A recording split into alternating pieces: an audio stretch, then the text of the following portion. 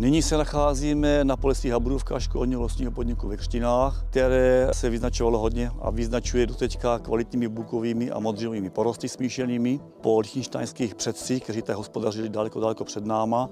Tato lokalita byla loni 21. června postižena silnou bouří, kde nám tady spadlo 3,5 tisíce kubíků zrostlého lesa, stáří 100 až 130 roků, na ploše 10 hektarů, která se dá srovnat s 18 fotbalovými hřišti.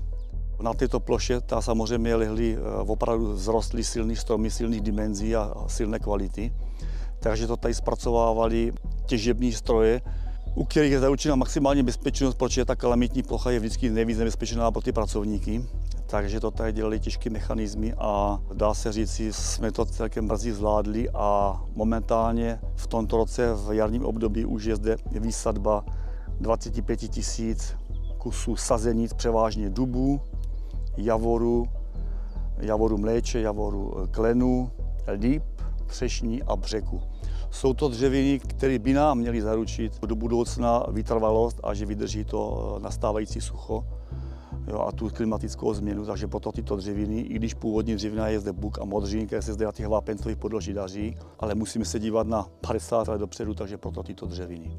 Díky té bouři se na druhé straně naskytla příležitost, že jsme změnili dřevinou skladbu. Teď jenom doufáme, že bude v létě pršet a že ty sazenice, co tady jsou vysázeny, že to vydrží a nebude takový ztrát, jako vidíme teďka.